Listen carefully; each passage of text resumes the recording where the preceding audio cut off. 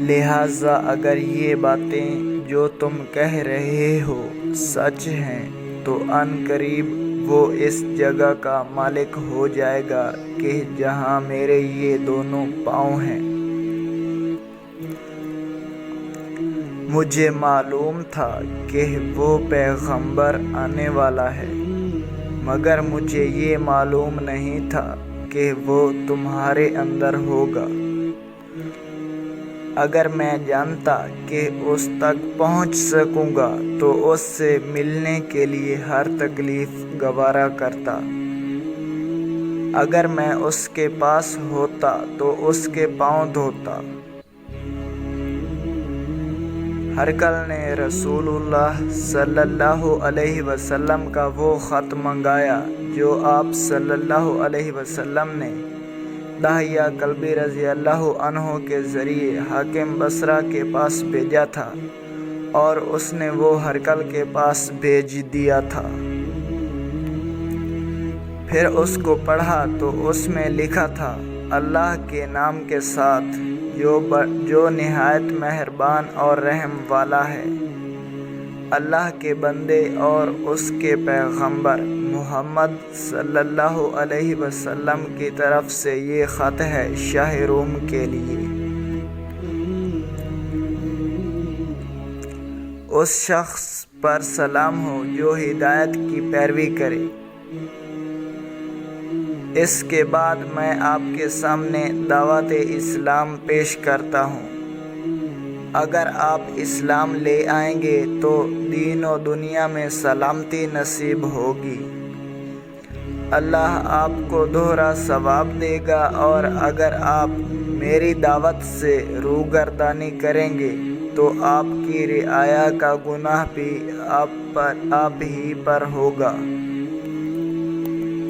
اور اے اہل کتاب، ایک ایسی بات پر آ جاؤ جو ہمارے اور تمہارے درمیان یکساں ہے،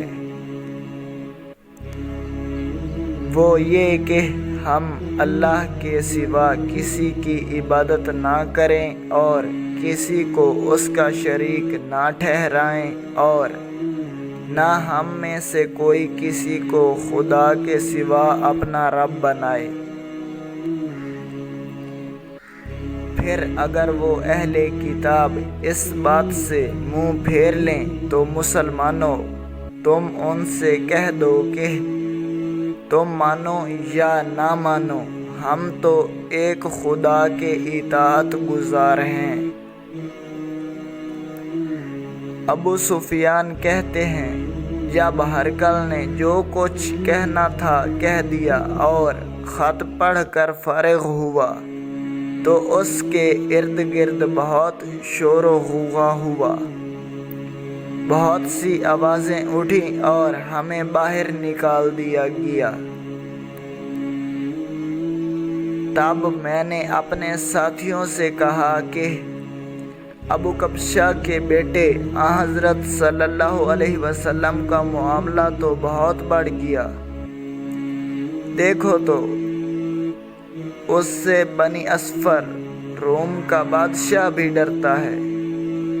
مجھے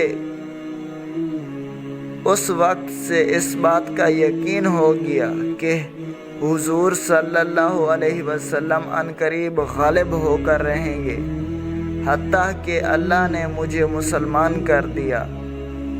راوی کا بیان ہے کہ ابن ناطور ایلیا کا حاکم ہرقل کا مصاحب اور شام کے نصارہ کا لاٹ پادری بیان کرتا تھا کہ ہرقل جب ایلیا آیا ایک دن صبح کو پریشان اٹھا تو اس کے درباریوں نے دریافت کیا کہ آج ہم آپ کی حالت بدلی ہوئی پاتے ہیں، کیا وجہ ہے؟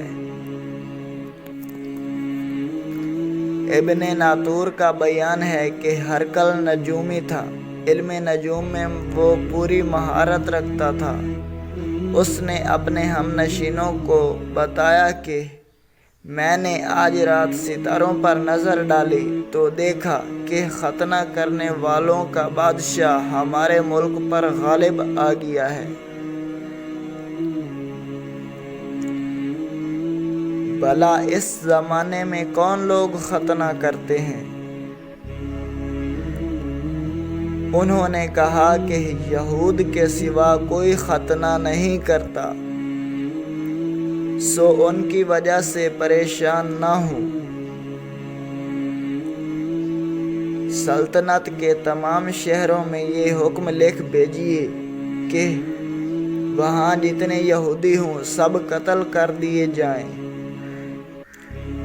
وہ لوگ انہی باتوں میں مشغول تھے کہ ہرقل کے پاس ایک آدمی لایا گیا جسے شاہ غسان نے بھیجا تھا۔ اس نے رسول اللہ صلی اللہ علیہ وسلم کے حالات بیان کیے۔ جب ہرقل نے سارے حالات سن لیے تو کہا کہ جا کر دیکھو وہ ختنہ کیے ہوئے ہے یا نہیں۔ انہوں نے اسے دیکھا تو بتلایا کہ وہ ختنہ کیا ہوا ہے۔ ہرقل نے جب اس شخص سے عرب کے بارے میں پوچھا تو اس نے بتلایا کہ وہ ختنہ کرتے ہیں۔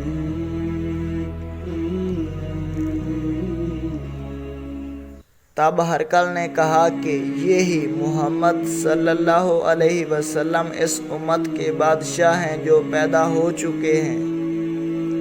پھر اس نے اپنے ایک دوست کو رومیہ خط لکھا اور وہ بھی علم نجوم میں ہرقل کی طرح ماہر تھا۔ پھر وہاں سے ہرقل حمص چلا گیا۔ ابھی حمص سے نکلا نہیں تھا کہ اس کے دوست کا خط اس کے جواب میں آ گیا۔ اس کی رائے بھی حضور صلی اللہ علیہ وسلم کے ظہور کے بارے میں ہرقل کے موافق تھی کہ محمد صلی اللہ علیہ وسلم واقعی پیغمبر ہیں۔ اس کے بعد ہرقل نے روم کے بڑے آدمیوں کو اپنے حمص کے محل میں طلب کیا اور اس کے حکم سے محل کے دروازے بند کر لیے گئے۔ پھر وہ اپنے خاص محل سے باہر آیا اور کہا، اے روم والو، کیا ہدایت اور کامیابی میں کچھ حصہ تمہارے لیے بھی ہے؟ اگر تم اپنی سلطنت کی بقا چاہتے ہو تو پھر اس نبی صلی اللہ علیہ وسلم کی بیعت کر لو اور مسلمان ہو جاؤ۔ یہ سننا تھا کہ پھر وہ لوگ وحشی گدھوں کی طرح دروازوں کی طرف دوڑے مگر انہیں بند پایا۔ آخر جب ہرقل نے اس بات سے ان کی یہ نفرت دیکھی اور ان کے ایمان لانے سے مایوس ہو گیا تو کہنے لگا کہ ان لوگوں کو میرے پاس لاؤ۔ جب وہ دوبارہ آئے تو اس نے کہا، میں نے جو بات کہی تھی اس سے تمہاری دینی پختگی کی آزمائش مقصود تھی، سو وہ میں نے دیکھ لی۔ تب یہ بات سن کر وہ سب کے سب اس کے سامنے سجدے میں گر پڑے اور اس سے خوش ہو گئے۔ بالآخر ہرقل کی آخری حالت یہ ہی رہی۔ ابو عبداللہ کہتے ہیں کہ اس حدیث کو سہل بن کیسان، یونس اور معمر نے بھی زہری سے روایت کیا ہے۔